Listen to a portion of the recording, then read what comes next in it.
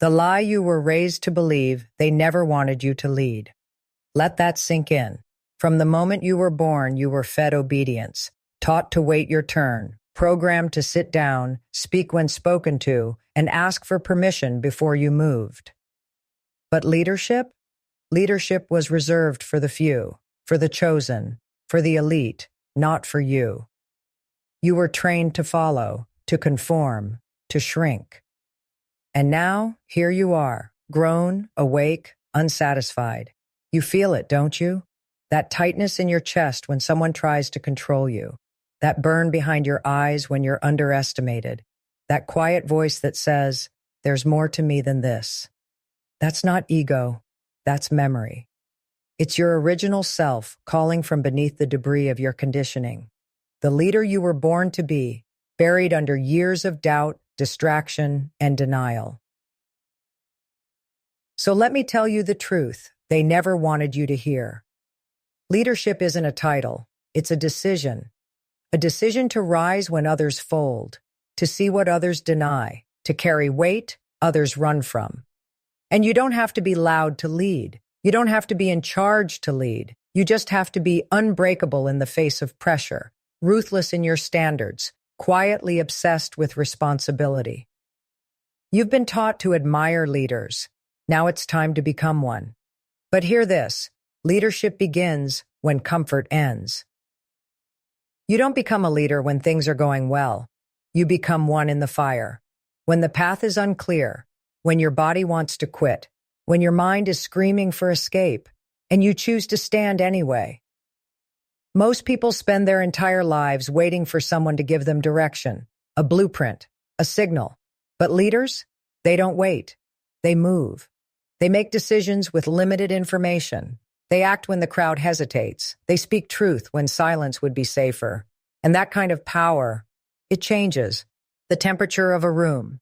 It commands attention without noise. Because the most dangerous leaders are the ones you never saw coming.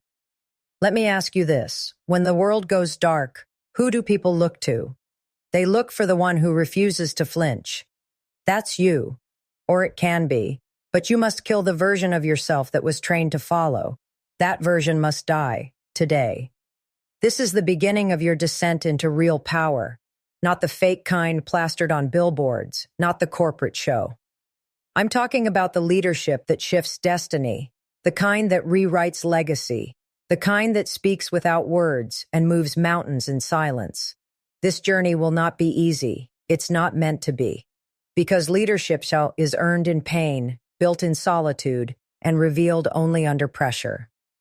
Welcome to the part of your life they told you didn't exist. Rule 1. Own the weight, or be crushed by it. Leadership begins the moment you take responsibility for everything. Not just your wins, not just your job, everything. Your mindset, your reactions, your outcomes, your energy, your influence. And here's the brutal truth. Most people will never lead because most people are addicted to blame. They blame their past, their parents, the government, the market, the timing, the weather, the algorithm.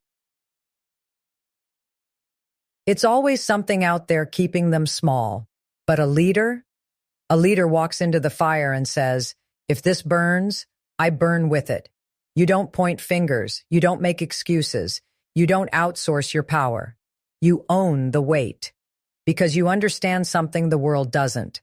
Responsibility is not a burden. It's a throne. You sit on it by choice. And the moment you stop running from responsibility, you become untouchable. That's what separates the leaders from the loud, the leaders from the followers, the legends from the forgotten. Everyone wants power, but no one wants the accountability that comes with it. You want to lead? Then prepare to carry what others drop. Prepare to be the one who answers when no one else will. Prepare to carry the pressure of not just your own life, but the ripple effect of every decision you make. And yes, you'll fail. You'll fall. You'll be misunderstood. You'll take hits for things that weren't your fault. And you'll own that too. Because that's the price. Leadership is not glory. It's not applause. It's not being celebrated for doing the bare minimum. It's choosing to carry the weight of the world and doing it without needing thanks. Let me make this clear. The world is dying for leadership right now, not management, not content creators. Leaders. Men and women who will walk into the chaos and say, "I've got it," and mean it. But here's the trap. You can't lead others if you can't even lead yourself. So before you ever try to lead a business, a team, a movement, master your own life first. Your habits, your time, your emotions, your words, your promises. If you can't control those, don't expect to be trusted with anything bigger. A leader's first battlefield is internal, and most people lose that war without even knowing they were in one. You're not like most people. You wouldn't be here if you were. So here's your first test. Stop explaining your failures. Own them, every one of them. And in doing so, reclaim everything that was ever taken from you. That's rule 1. This is how you become the storm. Rule 2. Time is your sword, and most are unarmed.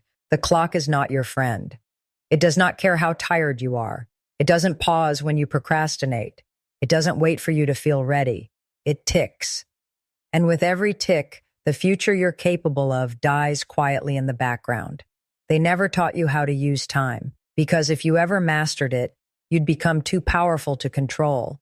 So instead, they gave you distractions.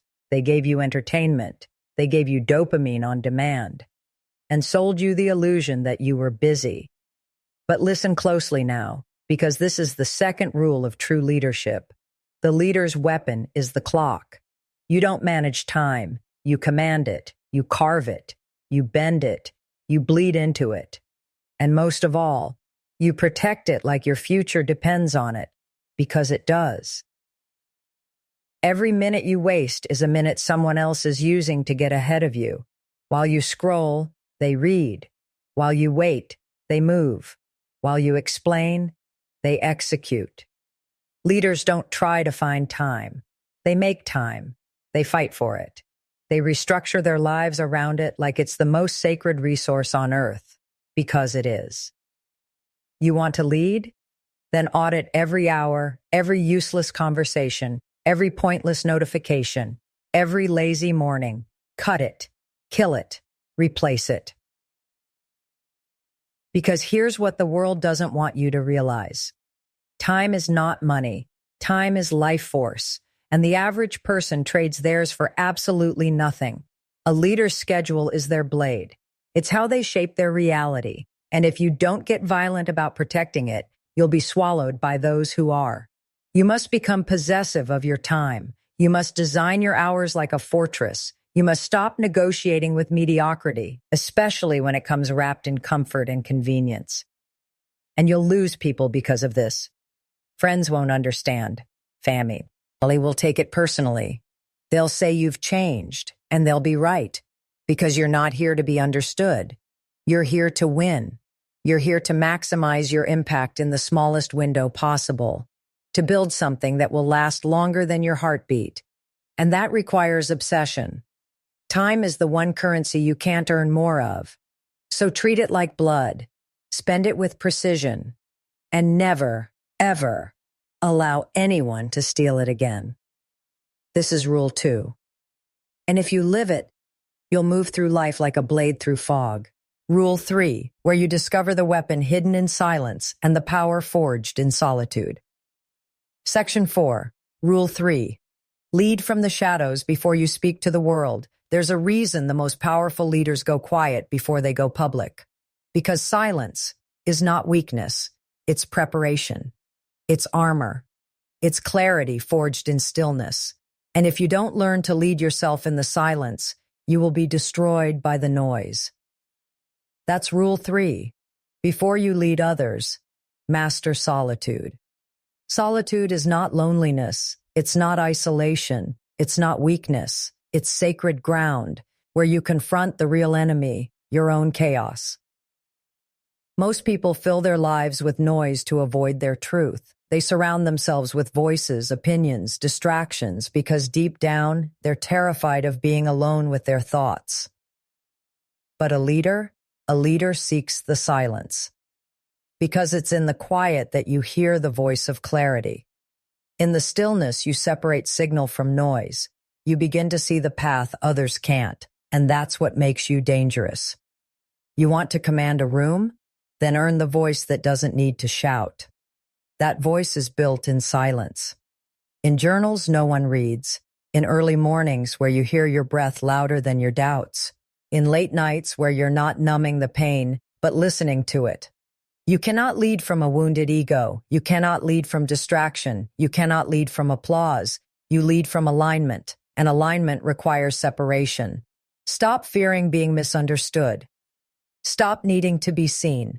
Stop explaining your silence to people who've never faced themselves in a mirror. If they haven't done the work, they don't deserve to understand your process. This is where power grows, in the shadows, in the dark hours, when no one's watching, because you don't become a leader by accident. You build yourself in pieces, one silent decision at a time. Every no to distraction, every yes to discipline, every rep, every step, every refusal to compromise your standard, even when no one will ever know. That's the part they skip. The part where the real work happens, the identity shift, the mindset rewiring, the emotional control, all of it forged in silence. And when it's done, when you finally speak, when you step into the light, the world won't just hear your words, they'll feel your weight. Because you didn't just lead them, you led yourself first. And that is what makes a leader untouchable. So the next time you're in solitude, don't fear it. Use it. Sharpen in it. Come back with eyes that see through lies and a presence that can't be shaken. That's Rule 3. Rule 4, where we expose the manipulation that weakens nations and how leaders break the programming forever. Section 5. Rule 4. Break the programming or be ruled by it. Let's cut the act. You've been manipulated since birth. Not by some cartoon villain in a tower, by systems, by invisible forces, by culture, by convenience, by the algorithm. And every one of them has one goal, to keep you passive. They don't want leaders. They want followers who think they're free because they get to choose what to binge watch. They want you weak, distracted, emotionally unstable, and chemically dependent. Because a man or woman who thinks for themselves, who moves without permission, that's a threat. And this is Rule 4. Leadership begins when you deprogram yourself. You must question everything. Why do you wake up at that time? Why do you eat what you eat? Why do you believe what you believe? Why do you feel empty after hours of scrolling, yet can't stop? That's not random. That's design. You were taught to consume, not to create. You were taught to obey, not to build. You were taught to fit in, not to lead. And that's the trap. Because as long as you move like they want you to move, think like they trained you to think, you will never lead. You'll perform. You'll posture. You'll pose. But you won't build. Real leaders don't just rise above the system. They see through it. They recognize that the greatest power is self-mastery. Not being the loudest in the room, but the one untouched by its poison. And here's what they'll never tell you. The world is run by those who understand manipulation and weaponize it. Marketing, politics, media, entertainment, everything is engineered to shape how you feel, think, buy, vote, eat, fear, and trust. So what do leaders do? They opt out, they unplug, they recode their minds. And that's your next mission. Rebuild your OPA, rating system. No more default habits, no more numbing distractions, no more automatic reactions. You must become conscious, violently conscious.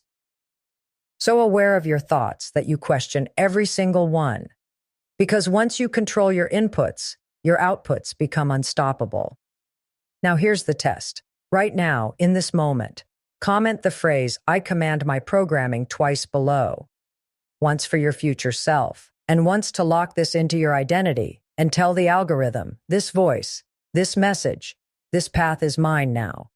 Comment it. Let the world know you're not a pawn anymore. You're a player, a builder, a strategist, a leader. And if you don't take this seriously, someone else will keep controlling your story. You are either writing the code of your life or being written into someone else's. That's rule 4. The chains are invisible, but now you can see them. Next, we dive into the mental armor every leader must wear to survive the war of perception. Build the mind. Fortress, before the world breaks you, you will be attacked, not with bullets, not with fists, with doubt, with pressure, with manipulation, with silence, with applause that feels like poison and criticism that feels like truth. And if you are not prepared, if your mind is soft, reactive, fragile, you will break.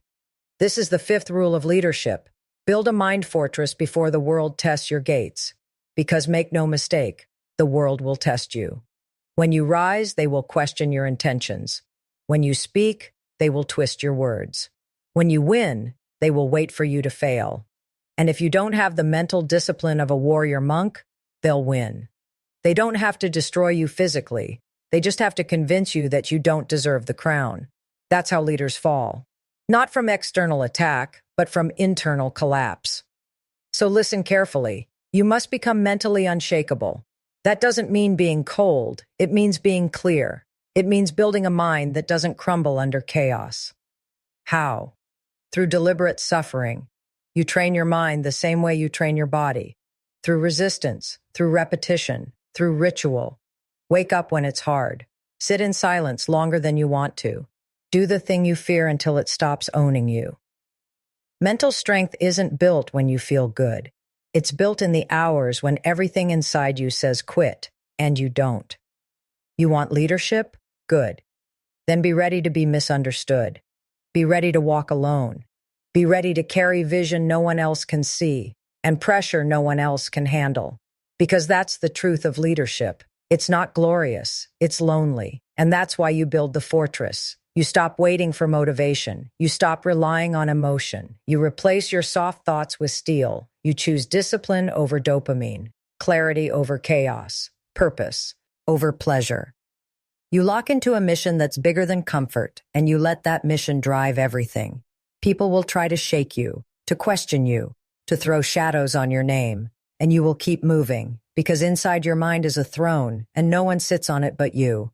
That's what makes you dangerous. That's why they'll fear you. That's why they'll follow you. Because while everyone else is ruled by the world, you rule yourself. And the moment you take full command of your thoughts, you take command of your life. That's rule 5. The mind leads, or the body follows the herd. Section 7 reveals rule 6, the mastery of emotional manipulation, how great leaders influence, inspire, and never get played.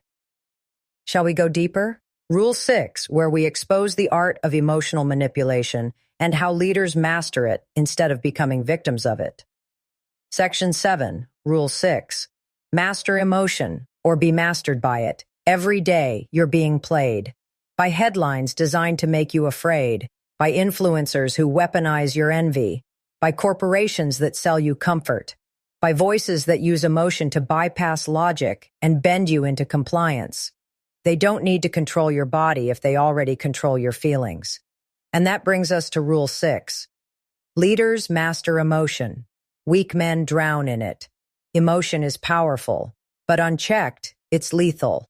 Fear makes you retreat. Anger makes you reckless. Desire makes you impulsive. Shame makes you small.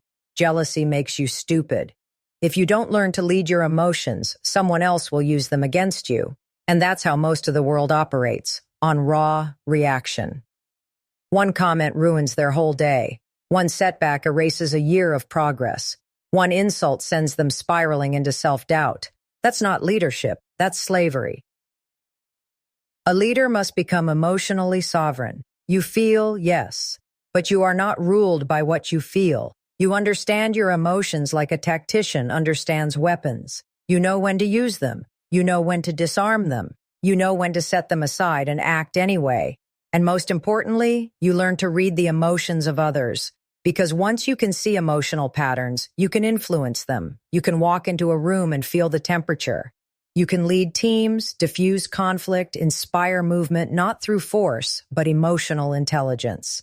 Here's the truth they won't tell you. The best manipulators in the world are not liars. They are emotional engineers. They know how to make you feel something before you've thought anything. That's how they get you to vote, to buy, to kneel, to comply. And if you don't understand the game, you're just another piece on the board. You want to be a leader? Then stop being shocked by manipulation. Study it. Learn to speak to pain. Learn to lead through doubt. Learn to remain calm in chaos. That's how you create trust. That's how you move people. That's how you win. Not through noise, but through energy. Because the truth is, people don't follow what you say. They follow how you make them feel. So check your presence. Check your state. Check your tone. Are you grounded or reactive? Do you radiate calm or chaos? This is the invisible game of leadership, and most will never master it. But you're not here to be another emotional puppet. You're here to pull the strings of your own destiny. This is Rule 6. And once you master emotion, you cannot be manipulated. Rule 7, where we unlock the most powerful weapon a leader can forge, identity transformation. Section 8, Rule 7, reforge your identity or be buried in the old one. You were not born to stay the same, but the world doesn't want you to evolve. It wants you labeled, tracked, boxed in by your past. It wants you defined by your mistakes, by your trauma, by your failures, by your last version. That's how they keep you small, by convincing you that change is betrayal. But this is Rule 7. A leader reforges their identity and buries who they used to be. Understand this. The man or woman you were 5 years ago, gone. Dead weight. The person you were last month, not enough. And the version you're holding on to because it's familiar? It's the very thing choking your future.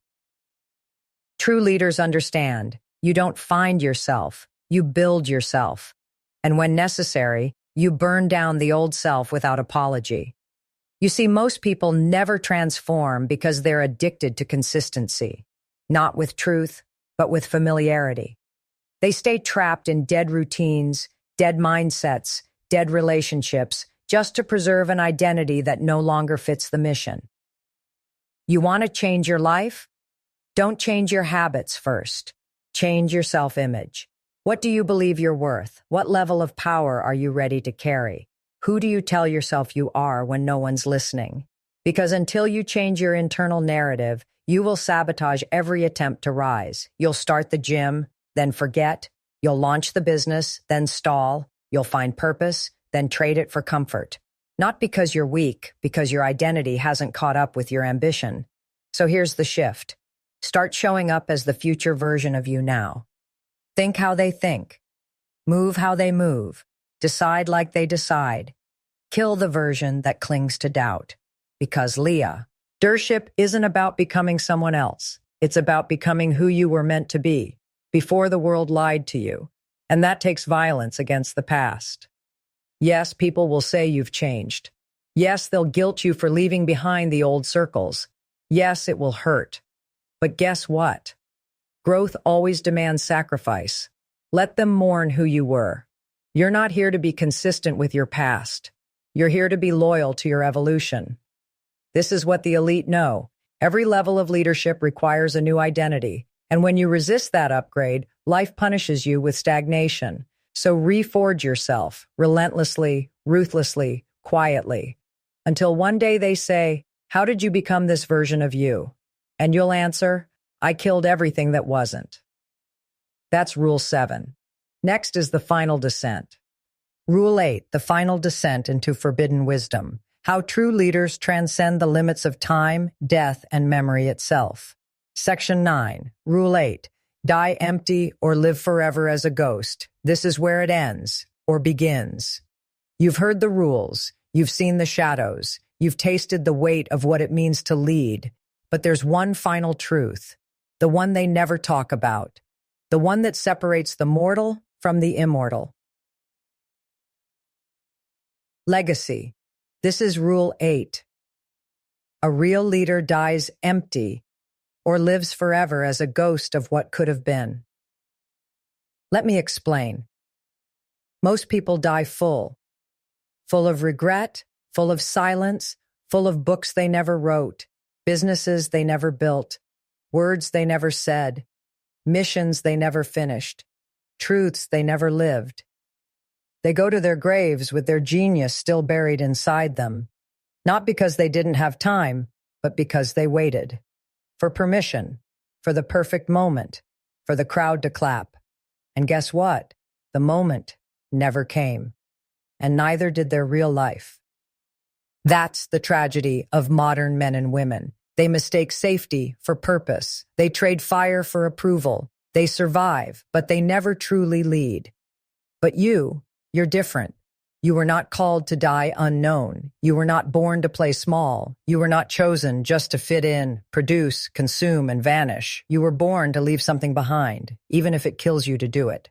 Understand this, a leader lives in such a way that their absence is louder than most people's presence. Because leadership isn't just what you say, it's what you build that survives you, your children, your systems, your creations, your code, your philosophy, your energy. These things echo, but only if you live with urgency. Every day you delay your purpose, you borrow time from your legacy. So here's the last charge. Live so that when death comes, it finds nothing left in you to take. No dream unchased, no truth unspoken, no wisdom unshared, no fire unlit. Die empty. That's what the world needs from you.